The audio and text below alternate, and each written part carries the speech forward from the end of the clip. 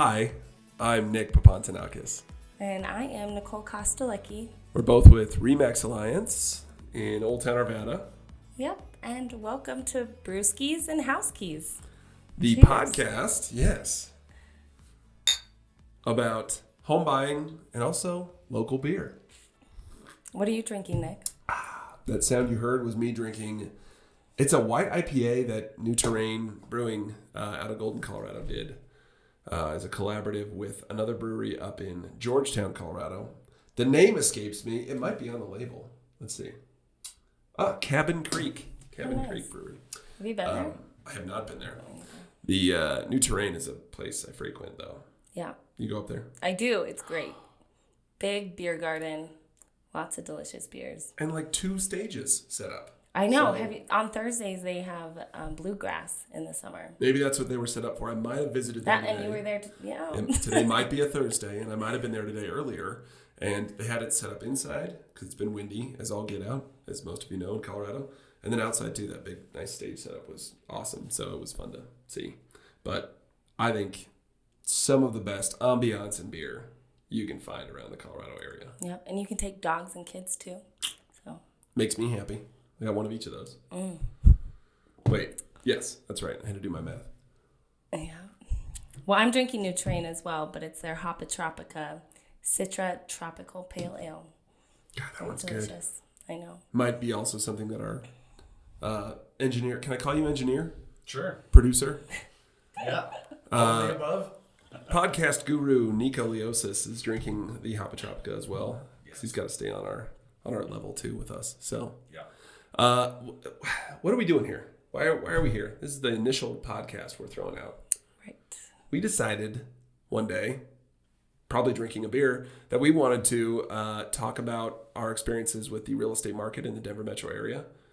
And we also both really enjoy craft beer. So we decided, why not? let's merge them and make something to do. So here we sit on our inaugural launch of said podcast. So I don't know. I mean, I think it's an opportunity for us to talk about what's going on in the real estate market right now, whether it's most recently or in the last few weeks, months, whatever it's been. Anybody who has been around or even thought about real estate in the last 2 years, what's one of the things they would say? They know it's been difficult if they're trying to buy a house. So it's a struggle. I mean, right now, inventory's on the market for 11 days on average.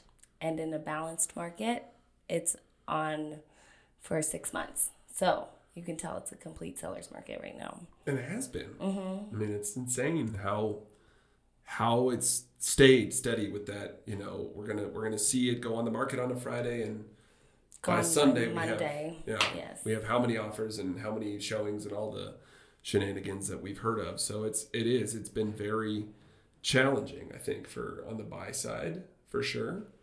Sellers, it's also challenging because they have their different set of challenges where they have to sift through a lot of details in these offers. And I think, you know, agents, and I won't speak for you, I'll speak for me, but I think in general, it can be exhausting on both sides. Right. Which is a lot to handle either way you look at it. You know, we want to do what's best for the person we're working, you know, in conjunction with, but man, it doesn't make it easy. No. I think there's got to be a lot of factors that contribute to what's going on right now. Now, I think this last weekend or the last 2 weeks, there's been a little bit of a change. Wouldn't you agree? Yeah, a little bit, just because of interest rates rising. So they're at 5% now, and they've been for the last year and a half, or like around 3. So those that have been looking for the last year and a half are looking at the interest rates now and going, what happened? Oh my gosh, this is catastrophic. Yes. 5% is terrible. Yeah. When in reality, you talk to some of the other, we'll call them seasoned agents in our office that talk about, I remember when it was 10%. Right. Or 15%. Or 15, I know. Oh, goodness. So, yeah. It's kind of crazy for us, though, to experience that, you know, in our time doing this. And I think, I don't know, what are some things that you would say to your clients as they're out there trying to buy in this market right now with interest rates being what they are? Well, I mean, it's still a good opportunity for them to go and look for the ones that, really want a house, especially like first-time home buyers. I've noticed some people that are more in that mid-range that are looking to either move houses, either move up, are kind of slowing down a little bit now, because why sell if they have a house right now and then have to pay a greater interest rate? So I've noticed a little bit of the slowdown in, I'd say, like 600 to 750 range, but still a lot of first-time home buyers out there, and kind of, I guess the ones 750 and up it's still pretty competitive as well.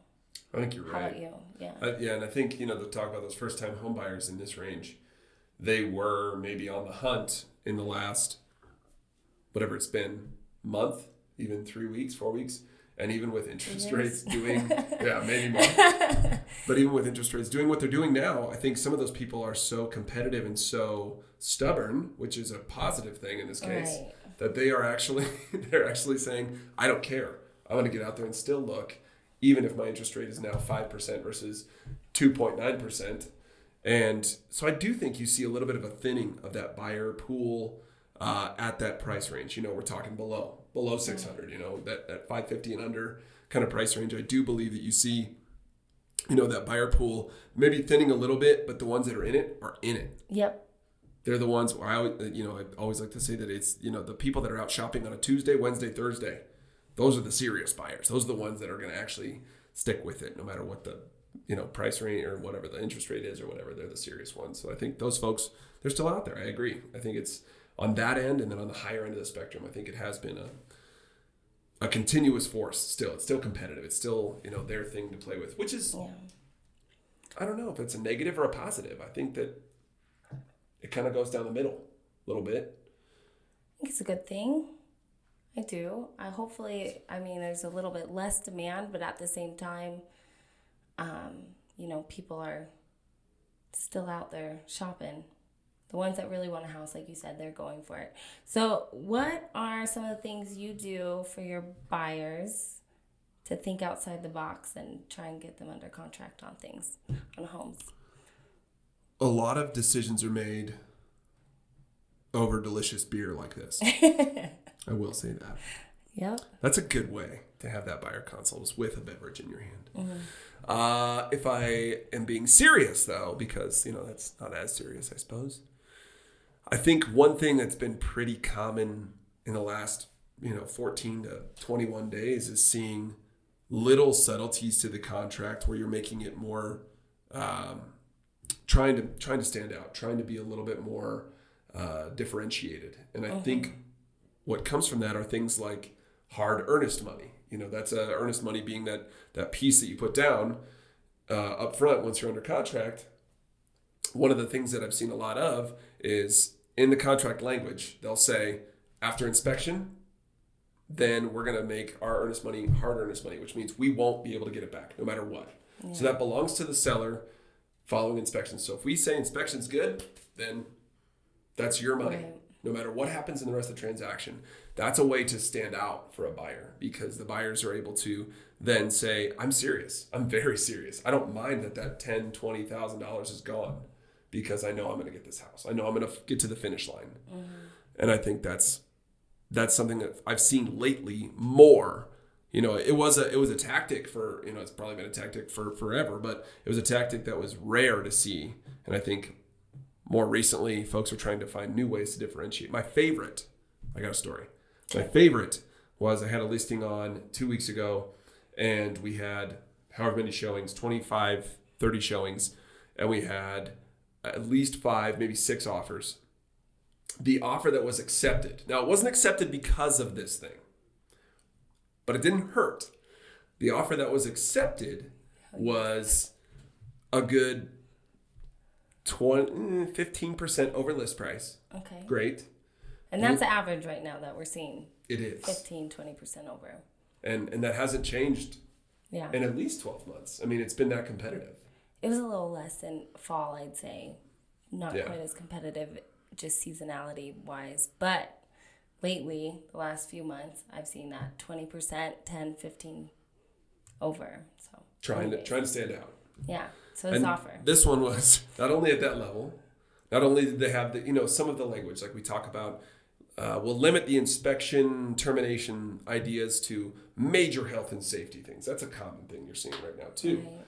The last provision, there's this little box at the bottom of the contract, for those of you that don't know, that is called additional provisions. You can write in essentially language that you want to be included in the contract. Now, highly advise that to be approved by someone who has knowledge of legal language. But this individual buyer's agent put in there that they themselves, the buyer's agent, not the buyer, not me, the listing agent, not the seller, the buyer's agent would provide pizza and a 6-pack of beer to the sellers, not the seller's agent, which I think should be a negotiation piece, but that's a separate topic. Every Saturday for the entire stint of the contract. Now, theirs was a roughly 3.5 week contract. Mm-hmm. So, from start to finish to closing. So it's essentially 3 weeks worth of pizza and beer for the sellers provided by the buyer's agent. Now, did they do it? They delivered. We don't close until next Thursday. So it was if I can give a shout out to Randy's Pizza, nice, which is an Arvada staple. They opted to not have it delivered, but go pick it up because they love Randy's that much. But and they also don't drink beer, so they went for the 6-pack of root beer instead, which is not a bad thing. But that's creative. That's outside the box thinking. Now, there's 2 ways you could look at that. For me, I thought it was great, and I said as much when I spoke to that agent. I said, thank you for putting that out there. That was one of the coolest things I've ever seen. Could potentially put yourself at risk if you somehow don't deliver on the said pizza and beer. It is part of the contract at that point, so you do have to be careful. But I thought that was really cool. That was outside very creative. The box, for sure. Very much, very much. How about you? Any outside the box things? I mean, I've done a little with the contract as well, but I think one way that I like to do it is more on what houses we look at. So with my buyers. So maybe ones that are back on market. So they kind of fell out of contract for one reason or another. Say if a buyer got cold feet and then it pops back on, there's nothing wrong with the house and you can still offer on it. I've noticed that's worked for me. Or maybe ones that have been on the market for a little bit longer, maybe they're overpriced. I've noticed, some listings from different iBuyers that have been overpriced. Have you noticed that too? I have. And I'm curious, when you see those, you see the overpriced, you see the ones that were under contract and went back on market. Well, do you take any additional steps to try and find out more about that property before you go show it? Because you said, you're trying to think outside the box. Yeah, of course. So I'll call the listing agent, find out why it did fall out. You can also kind of tell based on how long it was under contract as to why. So typically the inspection will happen a week or so after being under contract, and then comes more loan appraisal, say 2 to 3 weeks after. So if it's been under contract for 1 week and then it goes out, then you kind of know it's from inspection. And then you can maybe dig a little deeper. If they have a copy of the inspection, they have to provide that to you as well. So you can look at that. And then, if it's more like 2-3 weeks out, you kind of know something else happened as far as the loan. And if it was maybe something the buyer couldn't get the loan anymore, maybe they lost their job unexpectedly, something like that. In those conversations, have you ever had a listing agent say the buyer got cold feet? Yes. What is that? Well, probably because they offered 20% over list price, and then they offered their firstborn child. Just kidding. And that's a dangerous contingency to put in the contract. Right. Not pizza and beer. It's your firstborn child. That's totally different. Oh, goodness. That's so terrible. Yeah. I agree with you. I think that unfortunately, with the way the contract language can work, that there's still that late out. It's loan approval. Yeah, I think is pretty late after appraisal, and that's that late out, which is good for the buyer. It protects the buyer. It's smart. But if they are feeling cold feet about I went 20% over list price, are they? It's tough to know if they're acting in good faith there, and you can't ever assume anything. Yeah, of course. But it is tough to know, and So I think that is a piece of the puzzle as well. So it makes it tough, but that's why good communication between the listing broker, buyer's broker is always great. That's what we do best, right? You're darn right. And I have to ask you, on your last listing, how many phone calls did you take? Oh, goodness. It's a lot. But you took them. Of course. You got That's the difference. Yeah. And no call out to anybody, no direct, shot at anybody, but it is tough when you want to find out information that's going to make the scenario best for the buyer and you can't get a hold of the listing agent. That's really tough.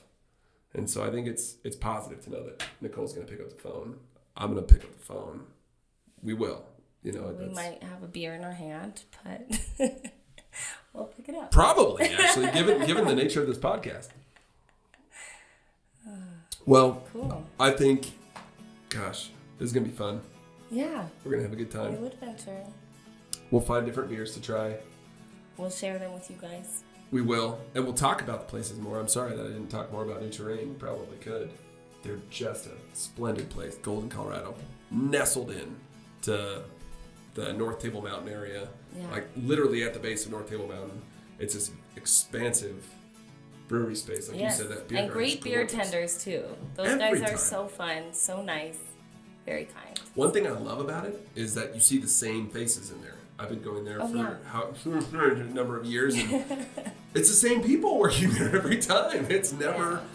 I've seen like one or two new people over the last however many years I've been going there, and that's in the restaurant, bar, brewery industry, that's insane. So that's cool. It's very cool. So we'll keep it up. We'll tell you more about beer. We'll tell you more about whatever we know about the real estate industry. Yep. And if you are interested in this, keep following along. It'll be fun. Very good. Nice job. Thank you. Thanks.